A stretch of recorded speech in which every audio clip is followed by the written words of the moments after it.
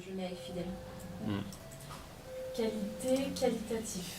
Donc vraiment, oui, je pense que c'est c'est de la valeur. C'est le reflet de la valeur. Reflet de la valeur et de la qualité.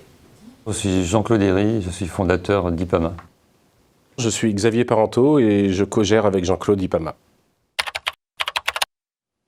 IPAMA, c'est un cabinet de conseil et de formation. On a voulu, en s'associant avec Jean-Claude, mettre en cohérence un peu notre façon de voir l'entreprise et ce qu'on faisait aussi au quotidien, c'est-à-dire conseiller les acteurs de l'événement, du spectacle ou du sport dans des démarches responsables. Contribution au dérèglement climatique, sobriété énergétique, mobilité, transport, logistique. Tous ces enjeux-là vont varier en fonction du lieu, en fonction de l'objet de l'événement, en fonction de sa taille, en fonction de tout un tas de critères qui font la spécificité de l'événement ou de l'acteur qui contribue à cet événement. Avec quand même un point de vigilance sur les grands événements. C'est-à-dire qu'aujourd'hui, les très grands événements sont des types d'organisations qui sont quelquefois pointés du doigt, qui sont remises en cause dans la société.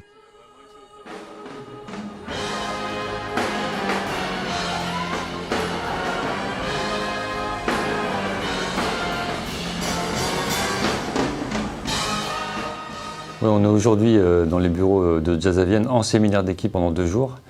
Ça a du sens pour nous puisque c'est un festival qu'on accompagne depuis plusieurs années.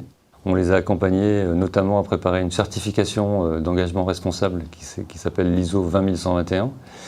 Et on a gardé des contacts très, très proches avec eux. Pour nous, ça avait du sens d'amener toute notre équipe ici pour un temps de travail et de plaisir dans les concerts. Quand on s'est associé, on était une entreprise traditionnelle, une SARL, et très vite on a pris la décision de devenir une entreprise de l'économie sociale et solidaire avec un agrément préfectoral qui s'appelle l'agrément ESUS et qui implique une modification statutaire, c'est-à-dire en fait une modification de la perception de gouverner l'entreprise, de la façon dont on répartit les résultats, la façon dont on gère les rémunérations et surtout l'objet même de l'entreprise qui n'est pas de faire des profits et de nourrir de l'actionnariat en permanence, mais bien d'apporter quelque chose à la société. Ensuite, on a ce cercle ici, équitable, juste par rapport au prix du marché. Donc, ça, on peut le qualifier de... Ça se rejoint avec ce qu'il y a sur la gauche là. Ouais, c'est ce que, par rapport au positionnement.